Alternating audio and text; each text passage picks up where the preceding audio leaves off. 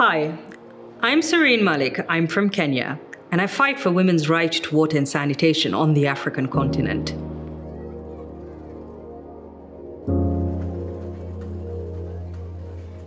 I'm extremely passionate about water, especially for women and girls, because they are disproportionately affected by the lack of it. Around 157 million people in Africa do not have safe access to water and sanitation. Women and girls spend approximately 200 million hours per annum fetching water. This little water fetching expedition takes the girl away from education, takes the girl away from building her future herself. Most of the time, the boy will go to school. The girl is stuck fetching water or doing any other chores. What does this mean? That the girl's education is compromised, that she does not finish school, early marriages, teenage pregnancies. So it has such a ripple effect on the life of a woman, and it pretty much condemns her to the vicious cycle of poverty. The access to water is very connected to climate change. The water will become scarce, unpredictable, and this has negative impact on women and girls.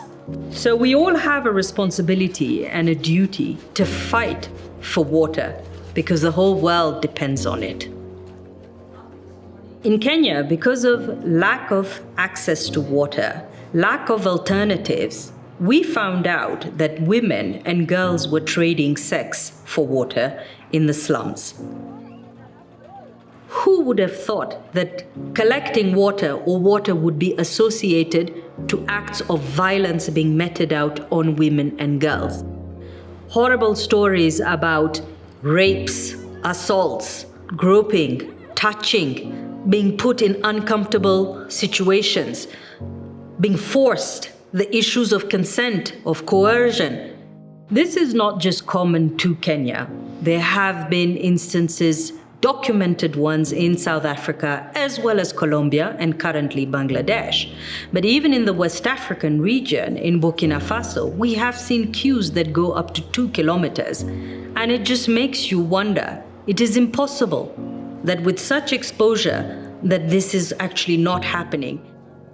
We have to empower these women to say no, but at the same time, we have to provide the alternative, finding other players or other organizations that are willing to provide water for women in a safe environment. My hope is that women and girls on this continent and in the world all get access to safe water and sanitation. It is unacceptable that in the 21st century, in the era of 5G and space travel, that we still have women in urban centers that are carrying that yellow jerry can on top of their heads. I'm asking you, join the movement. Let's join hands.